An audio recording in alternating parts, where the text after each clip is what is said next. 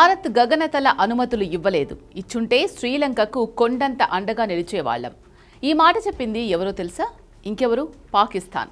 ప్రజలకు మూడు పూటలా తిండి పెట్టే దిక్కులేని దాయాది ఎప్పట్లాగానే ప్రగల్భాలు పలుకుతూ భారత్ను బ్లేమ్ చేస్తోంది. దిత్వా తుఫాన్తో దెబ్బతిన్న శ్రీలంకకు సాయం చేసేందుకు గగనతల అనుమతి కోరినప్పటికీ భారత్ ఇవ్వలేదు అంటూ నిందలు మోపింది. నిజమేంటంటే మిత్రదేశం శ్రీలంక కోసం శత్రుత్వాన్ని పక్కన పెట్టి మరీ పాకిస్తాన్ అడిగిన వెంటనే గగనతలాన్ని తెరిచేందుకు మోడీ సర్కార్ గ్రీన్ సిగ్నల్ ఇచ్చింది.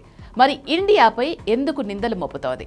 భారత్ను బ్లేమ్ చేయడానికి 2 ఏళ్ల క్రితం టర్కీ భూకంప సమయంలో జరిగిన హై డ్రామాకు లింక్ ఏంటి? టాప్ స్టోరీలో చూద్దాం.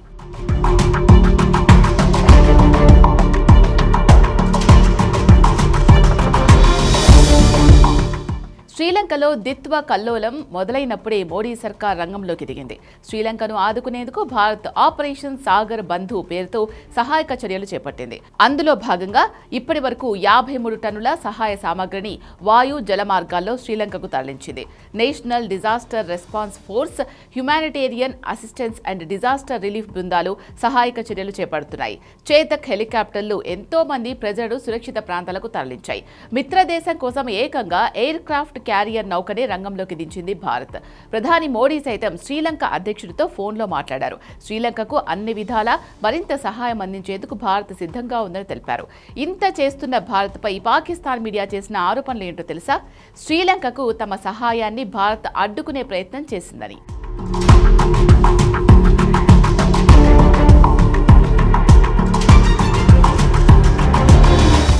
దిత్వా తుఫాన్తో దెబ్బతిన్న శ్రీలంకకు సాయం చేసేందుకు తాము గగనతల అనుమతి కోరినప్పటికీ మోడీ సర్కార్ అనుమతించలేదని పాక్ మీడియా ప్రచారం మొదలుపెట్టింది. భారత్ గగనతలంలో ప్రయాణించేందుకు ఈ నెల 1వ తేదీ మధ్యాహ్నం 1 గంటకు పాక్ సంప్రదించింది. సాయంత్రం 4:30 మోడీ ప్రభుత్వం అనుమతి ఇచ్చినట్లు అధికారిక మార్గాల ద్వారా ఈ సమాచారాన్ని చేరవేసింది. శ్రీలంకకు మానవతా సహాయం అందించాలి అనే దృక్పథంతోనే పాకిస్తాన్కు అనుమతులు ఇచ్చింది. కానీ భారత్ గగనతలంతో ప్రయాణించేందుకు అనుమతులు ఇవ్వలేదని కొన్ని పాకిస్తాన్ మీడియా సంస్థలు ప్రచారాన్ని మొదలుపెట్టాయి. ఈ విషయంపై మోడీ ప్రభుత్వం క్లారిటీ ఇచ్చింది. పాక్ మీడియా కథనాలపై స్పందించిన భారత అధికారులు ఇది అసత్య ప్రచారమని స్పష్టం చేశారు. ఈ ప్రచారంలో వాస్తవం లేదని, తప్పుదారి పట్టించే వార్తలు అని పేర్కొన్నారు. నిజమేంటంటే ఇలాంటి కుట్రలు చేసేది పాకిస్తానే. ఆల్రెడీ 2 ఏళ్ల క్రితం టర్కీకి సాయం చేసే క్రమంలో ఇలాంటి కుట్రలే చేసింది.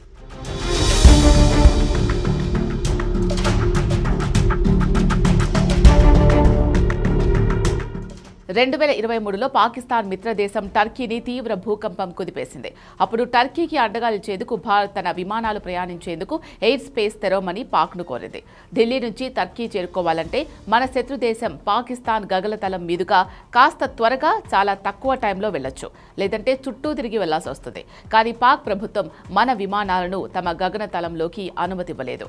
ఒకవేళ భారత విమానాలను పాకిస్తాన్ మీదుగా వెళ్లనిచ్చినా ఆ దేశానికి వచ్చే నష్టమే ఉండదు. పైగా అందుకు అంగీకరిస్తే పాకిస్తాన్ మిత్రదేశం టర్కీలో శిథిరాల కింద నలిగిపోతున్న ఎందరో అభాగ్యులను ఇంకాస్త తొందరగా రక్షించే వీలుండేది. కానీ ఆ పని పాకిస్తాన్ చేయలేదు. అప్పట్లో ఈ వ్యవహారం తీవ్ర చర్చనీయాంశమైంది.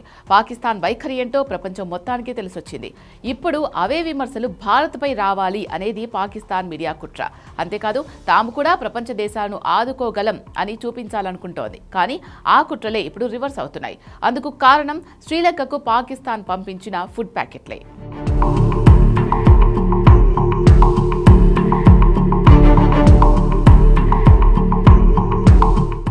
ఇది శ్రీలంకకు పాకిస్తాన్ చేసిన గొప్ప మానవతా సహాయం. పూర్తిగా ఎక్స్పైరీ అయిన ఫుడ్ ప్యాకెట్లను పంపించింది. ఇది కాస్త నెటిజన్ల కంటపడింది. ఇంకేముంది, పాడైపోయిన వాటిని పంపి డబ్బు కొట్టుకోవడం ఎందుకంటూ ట్రోల్స్ చేయడం మొదలుపెట్టారు. నిజానికి పాకిస్తాన్ ఆర్థిక పరిస్థితి చాలా దారుణంగా ఉంది. సొంత ప్రజలకే 3 పూటలా తిండి పెట్టలేని పరిస్థితుల్లో ఉంది. భారత్ను చూసి తాము సహాయం చేయగలం అని చెప్పే ప్రయత్నాలు చేసి ఇదిగో ఇలా ట్రోల్స్కు గురవుతోంది. ఈ మొత్తం వ్యవహారంలో భారత్ తన గగనతలాన్ని తెరవలేదని ఆరోపించడం ద్వారా టర్కీ విషయంలో తమపై వచ్చిన విమర్శలు భారత్పైన వస్తే చూడాలి అన్న కుట్ర తప్ప మరేమీ లేదు.